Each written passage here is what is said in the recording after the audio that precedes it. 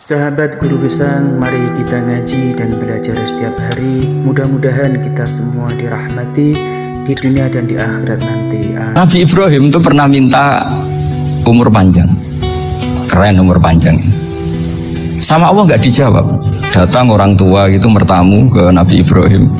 Terus disuguhi, dikasih kurma. Apa itu? Kok kurma apa? Anggur yang sudah matang sekali. Sudah dimakan. Setelah dimakan meler keluar lagi. Dimakan lagi meler lagi. Terus Nabi Ibrahim masuk lagi ke kamar. Ya Allah, doanya tak cancel. Nanti kalau saya tua kayak itu. Jadi Allah itu gak jawab langsung tapi ngirimkan itu. Akhirnya ya Allah gak jadi. Nanti takut itu. Makanya ada seorang wali datang ke temannya yang jadi presiden atau jadi raja. Terus datang ke situ karena tidak punya uang, mau minta uang karena temannya raja. Setelah sampai sana ternyata temannya ini karena orang soleh pas berdoa, ya Allah saya minta ini. Terus si wali tadi pulang. Tanya, kenapa kamu pulang? Ternyata dia sama, masih minta kayak saya. Jadi sederhana dia.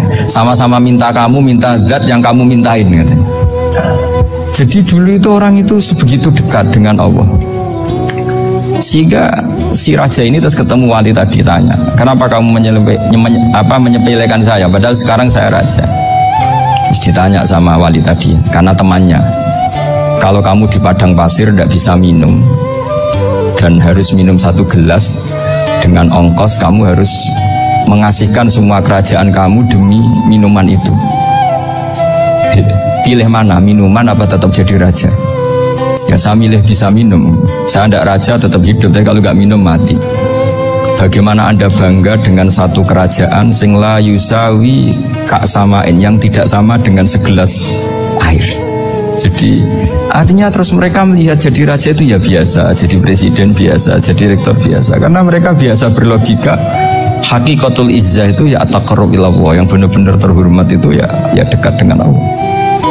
Begitu seterusnya mereka bikin paradok yang aneh, tapi itu menjadi pelajaran.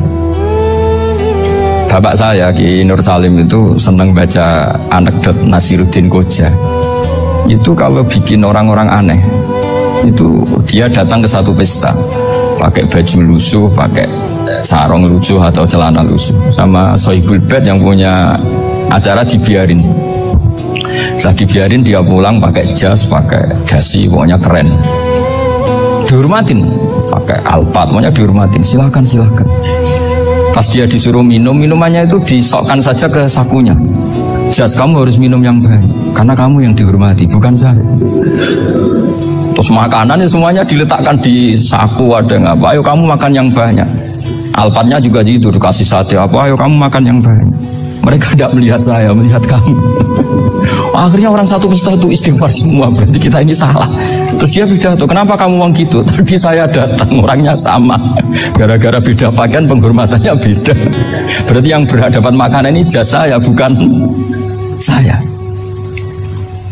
Betapa naifnya kita sebagai orang. Ternyata kita masih hormat sesuatu yang seperti itu, yang atribut lah.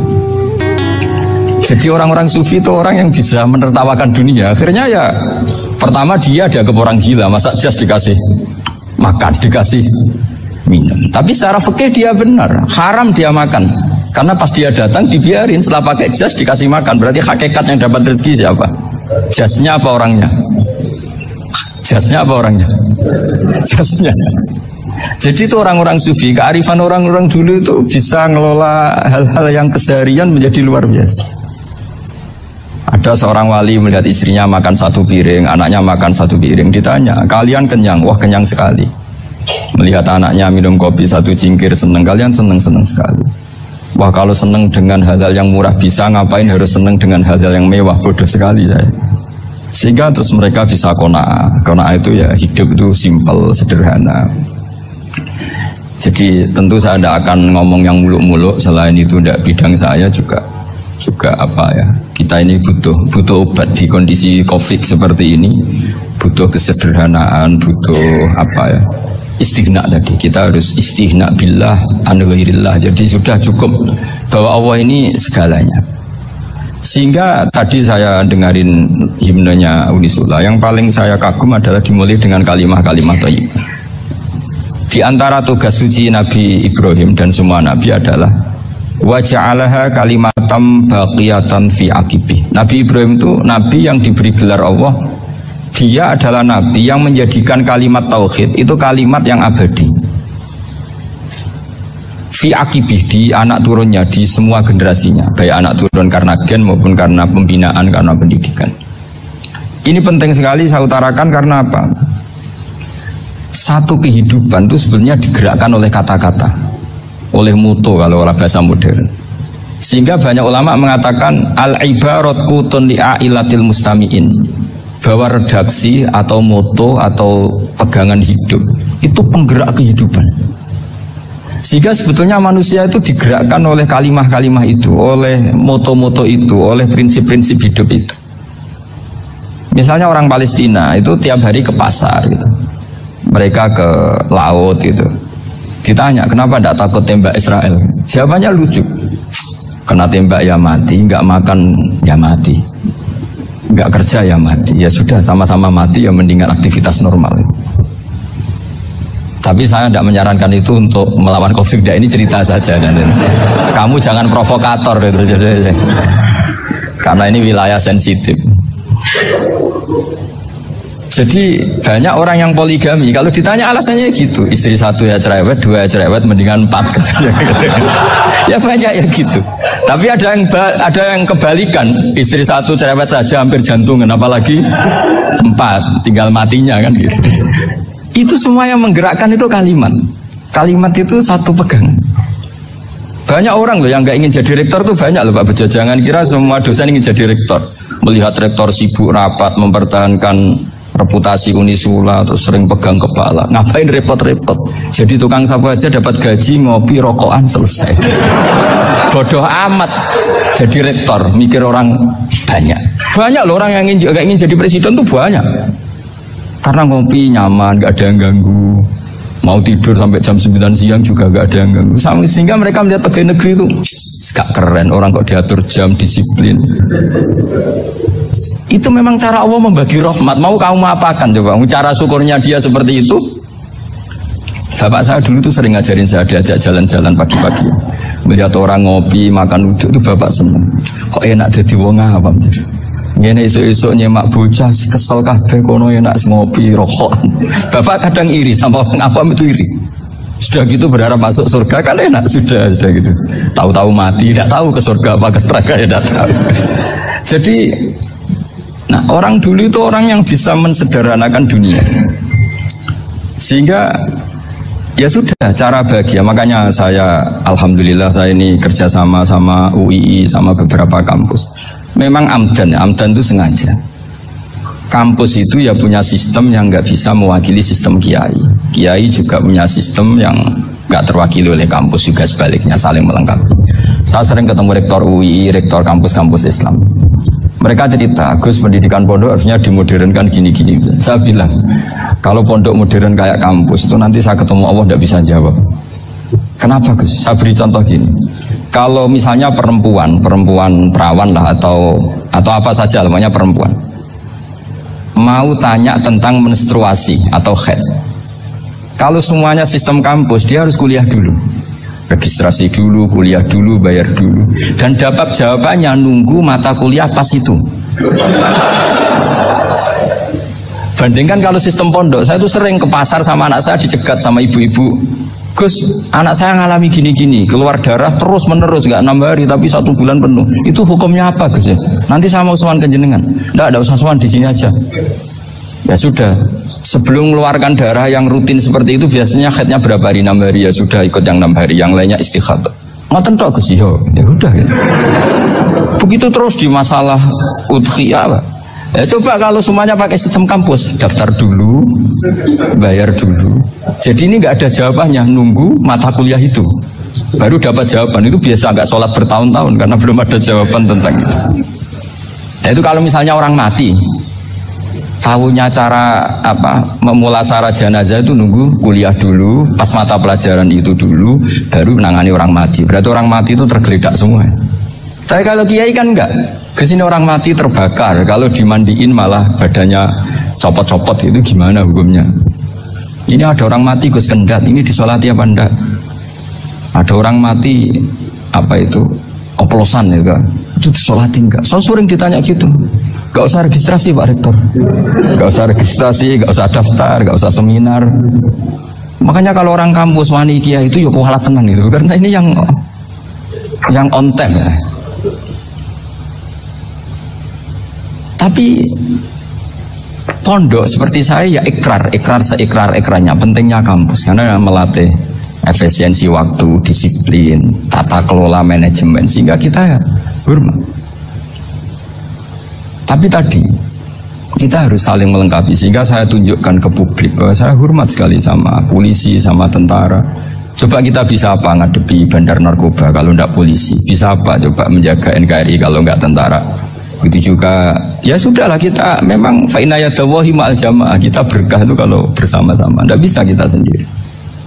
Nah lalu orang kayak saya itu ya beberapa kali sebetulnya saya itu ditawanin jadi dokter honoris causa apa-apa. Kekhawatiran saya satu Pak Bejo, takut pas gak punya uang. Itu dokter gak di duit kan gak pantas gitu. Jadi repot gitu, daripada beban lah sudahlah gak usah dokter. Jadi kalau gak punya uang ya pantas, terus kalau ngebis ya pantas. Suatu saat kalau mati gak ada yang hadir ya pantas, enggak dokter gitu. Kalau sudah dokter kok masuk neraka, dokter kok masuk neraka kayaknya apalagi rektor kampus Islam kok masuk neraka itu kan kok kayak agak pas itu. Misalnya rektor Unisiola ditanya Munkar Nakir nggak bisa kan kayak gimana gitu. Makanya harus sering ngaji saya supaya agak malu di depan Munkar Nakir. Masa rektor ditanya Munkar Nakir enggak bisa. Harus berani bentak, ini saya rektor loh Pak Munkar Nakir. Masa kalau wali-wali dulu berani. Masyhur di cerita wali-wali ditanya marabbuka manabuka, saya ini guru tauhid. Kok kamu tanya marabbuka manabuka yang ngotok? Kamu tidak pernah ngaji enak aja tanya. Jadi wali-wali itu ya rileks ngadepi kan. Saya yakin rileks wali di Bang Pak Rektor, saya yakin itu. Karena wali itu lebih dekat Allah. Sehingga orang dulu itu saya ulang lagi ya, ada satu kearifan namanya hidup itu apa? Hidup itu adalah cari sebanyak mungkin supaya hidup itu tidak tergantung pada banyak hal. Sehingga misalnya cara berpikir orang-orang modern itu sebenarnya banyak orang-orang ilmuwannya nggak ngagumi Amerika. Bukan karena angkuh ndak. Untuk mempertahankan kebesaran negara sebesar itu, kebutuhan listriknya besar, kebutuhan tentaranya besar, kebutuhan apa? Sementara negara kayak Venezuela atau Swiss kebutuhannya ada banyak. Pertanyaannya, yang tergantung dengan banyak hal sama yang tidak tergantung banyak hal itu pinter mana? Kalau dibalik pertanyaannya gitu, negara-negara maju itu tidak keren kalau dibalik pertanyaannya. Orang yang untuk mempertahankan eksistensinya banyak, butuh banyak hal dengan yang tidak butuh banyak hal itu pinter mana? Orang yang bahagianya nunggu jadi dokter, nunggu jadi kiai besar, kiai viral, dengan orang yang bahagia cukup dengan ngopi, itu pinter mana? Tapi kalau dibalik pertanyaannya, orang yang taunya nikmat hanya kopi dengan nikmat yang banyak, pinter mana? Makanya Mbah Mun itu kalau guyon itu lucu. Aku ikut saake, ambil desa sing mlebu swarga. Saya dulu eskal mlebu swarga kok disakeni. Akhirnya beliau memberi penjelasan. Wong desa iku roe pakanan enak, iku mau kopi mbek uduk. Lah swarga iku mau nuruti sing dikarepno. Akhirnya semua mangan ngopi, nguduk, ngopi ora roh pakanan liyane iku ora roh. Nasi mandi yo ora roh, pizza yo ora roh apa-apa. Terus saya bilang, wah lah niku nak nganti selera tentang wanita cantik. Iku juga sederhana. Rodok pesek ya wis cantik, rodok ireng ya wis. Apa bidadarinya seperti itu karena saking enggak pengalamannya. Jadi surga itu kan nuruti apa yang diinginkan. Kira-kira keinginan orang kampung kalau di surga itu apa coba? Makanan apa coba? Makanya senangnya ketemel gemblong gitu. Artinya malaikat lebih suka nangani surganya orang-orang kampung timbang Pak Rektor. Ini sudah ribet ini. Makanan apa saja sudah dicoba ya. Terus kalau di mall tahu orang macam-macam, seleranya macam-macam pasti itu.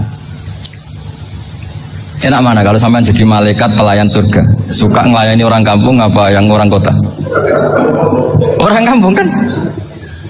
Jadi ya itu guyon ya, guyon tapi itu menjadi pikiran kita bahwa orang yang banyak kebutuhan itu sebetulnya banyak kebodohannya, karena menggantungkan kebahagiaannya dengan banyak hal. Makanya Imam Syafi'i ngendikan istighna itu apa? Al istighna anisya'i. Yang dikatakan kecukupan adalah berusaha sebanyak mungkin banyak hal tidak kamu butuhkan, bukan memenuhi semua kebutuhan kamu, karena nafsu kamu ini tidak ada batasnya gitu. Kalau kamu penuhin nggak akan selesai.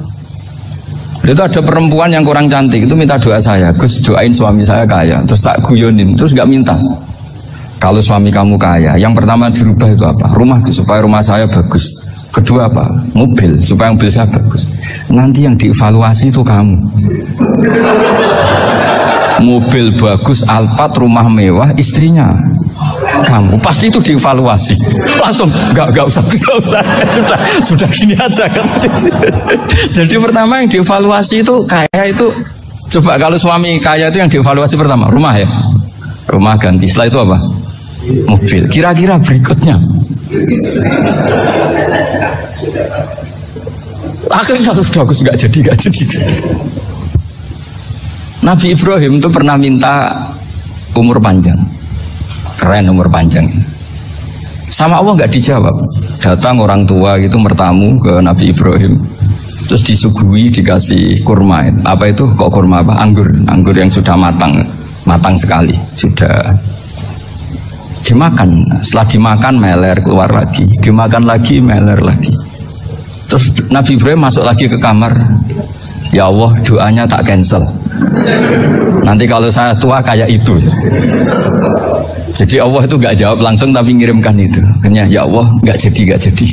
Nanti takut itu. Saya pernah ngalami jadi kiai tadi, ada ibu-ibu ya nggak pati cantik lah. Suaminya tuh miskin sekali. Minta doa saya supaya kaya. Bareng tak kasih pertimbangan itu udah nggak usah nggak jadi. Jadi itu kearifan. Tapi kearifan ini harus kita tanamkan. Saya nggak bisa membayangkan Indonesia yang besar ini, andai kan tidak ada qanaah, nerimo ing pantu. Coba sekarang ada Covid. Andai kan Indonesia itu kayak Perancis. Saya beberapa kali punya tamu orang yang hidup lama di Perancis, bahkan dapat istri orang Perancis.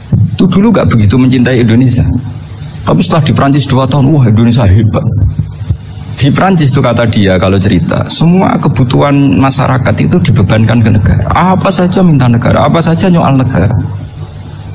Sementara Indonesia, coba kalau Indonesia mengalami seperti ini kok tidak ada qanaah rimo ing bantu, bisa kios Indonesia. Orang miskin nyalahkan negara, kelaparan nyalahkan negara, apa saja. Tapi barokahnya dididik kiai jogeman nyalahno wong liya. Urip romo ing pandum diame. Sampai gak ngerti kalau Covid. Banyak tuh orang-orang kampung itu, orang lugu-lugu itu. Mbah niki saking Covid, salam ning Covid muga-muga umure panjang. Dikira Covid itu nama orang yang ahli sosial itu. Mbah niki dana saking Covid. Matur nuwun sampai no salamku muga-muga umur panjang. Bingung kan yang nganterin ini. Ini gimana yang mau menjelaskan? Memang nggak paham.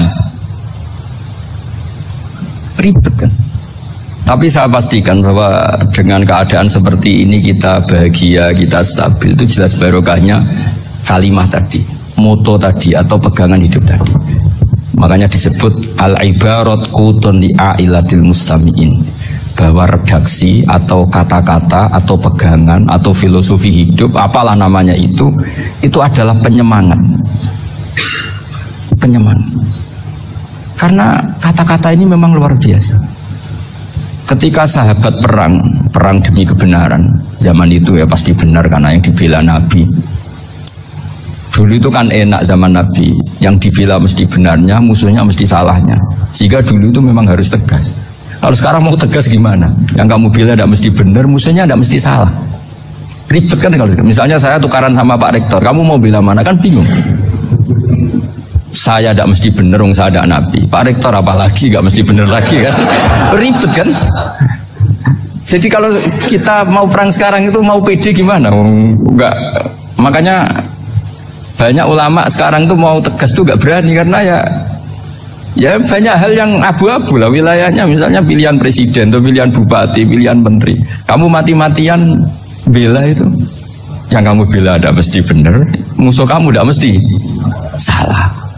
Misalnya pilihan bupati, Wah ini kabupaten ini baik kalau bupatinya ini, yang satu bilang ini. Terus tim suksesnya kamu tanya, kamu yakin? Ya enggak juga. Lah kenapa semangat? Kan sabotohnya paling alasannya ya itu aja, bukan yang lain. Beda dengan zaman Nabi, Nabinya mesti benar, Abu Jahalnya mesti salah. Kan enak aturan mainnya jelas. Singkat cerita dalam perang itu banyak sahabat yang ngalami luka, ngalami apa gitu. Kemudian curhat ke Nabi, ya Nabi gara-gara derekkan jenengan, ngikuti jenengan saya harus ngalami seperti ini, seperti ini. Ngiranya orang itu diapresiasi sama Allah keluarnya. Ternyata sama Allah gak diapresiasi. Malah diturunkan ayat intakunu ta'lamuna fa innahum ya'lamuna kama ta'lamun wa tarjuna minallah malah yarjun. Kalau kamu sakit karena perang, orang-orang kafir itu ya sakit, itu saja berani padahal demi kekafiran. Wa tarjuna minallah malah yarjun, padahal kamu punya nilai lebih yaitu berharap kepada Allah yang mereka tidak punya. Saya jadi kiai itu ya kadang mangkel. Karena yang benci ya benci, yang seneng itu ngel-ngel loh kayak Pak Bejo. Jadi semuanya ribet. Nah iya, yang benci ya ganggu, yang seneng ya ganggu, tambah nemen. Ribet. Saya kalau sudah ingat bandar narkoba, mereka berhadapan dengan polisi, kadang ditembak karena kesalahannya terlalu fatal. Antar persaingan mereka juga bisa tembak-tembakan karena merebut pasar narkoba. Itu saja mereka berani. Kok kita yang jadi kiai kadang dicium tangannya, dihormati gak berani, hanya takut apa ya, musibah-musibah kecil lah, atau problem-problem kecil. Nah iya, kalau kita bandingannya gitu. Kalau kamu mau tahajud kedinginan, itu masih nanti dihisab Allah itu gitu. Maling ayam itu keluar malam-malam hanya dapat ayam, itu gak takut dingin, ya gak takut digebuki masa. Kamu mau tahajud saja takut dingin. Makanya nanti hisabnya orang soleh itu nanti dijajarkan orang dolim, terus diperbandingkan. Wah itu habis kamu kalau itu. Jadi misalnya Unisola mau rapat, tapi ini malam, kalau malam dingin nanti sama masuk angin. Anak-anak pang di perapatan aja berani kamu. Kalau sudah perbandingannya gitu tuh ribet kita nanti. Makanya itu kalimat itu moto atau filosofi hidup. Sehingga diulang lagi nasihat itu. Iyam saskum korhun fakodu masal koma korhum mislu. Kalau kamu kena luka, orang-orang yang nggak benar juga akan kena luka. Itu aja berani demi ketidakbenaran. Masa kamu demi kebenaran nggak berani? Akhirnya orang itu, ya itu kalimat, itu heroik. Makanya kita ini penting ya, makanya tadi himne Unisula dimulai kalimat thayyibah. Karena kalimat ini yang menjaga kita, kalimat ini. Misalnya tentang Tuhan. Kenapa orang Islam imannya kokoh seperti ini, termasuk yang sudah hidup di Amerika, di Australia, di mana-mana. Itu ya barokahnya ajaran atau barokahnya kalimah. Saya sebut kalimah saya pakai bahasa santri. Karena la ilaha illallah itu dalam tradisi santri disebut kalimatu haqqin alaiha nahya wa alaiha namut wa alaiha nub'ats. Ada yang riwayat wa biha nub'ats insyaallah taala minal aminin. Kenapa mereka di mana-mana meskipun sekolah di Amerika, di Australia, bahkan di Uni Soviet tetap mukmin? Itu barokahnya ajaran yang benar.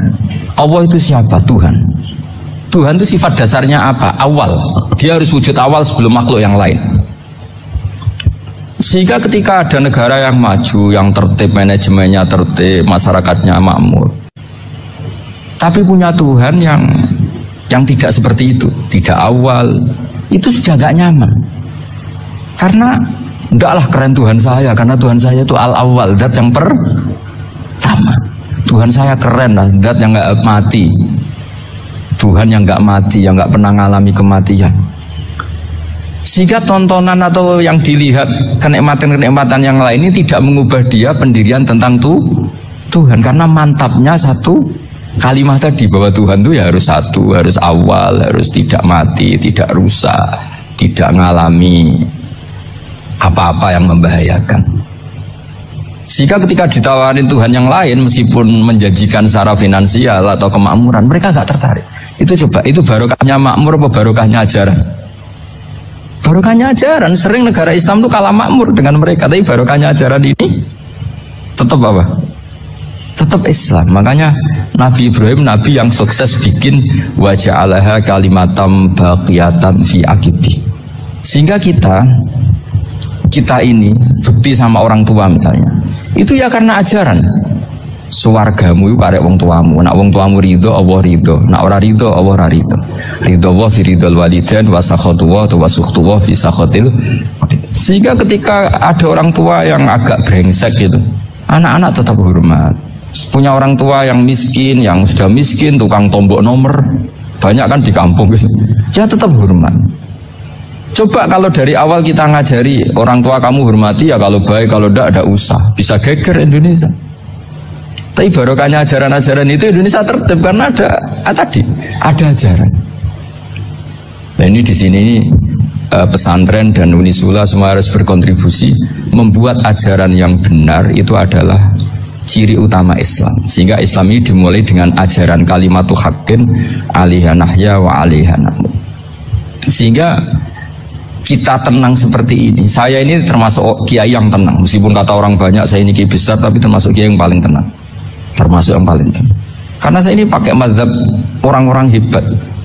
Saya berkali-kali cerita, orang kayak Imam Syafi'i itu orang yang luar biasa. Saya berkali-kali cerita, orang yang tadi nyium tangan kamu ya Imam Syafi'i, di belakang tuh ngerasani kamu, menghujat kamu. Jawabannya enak saja.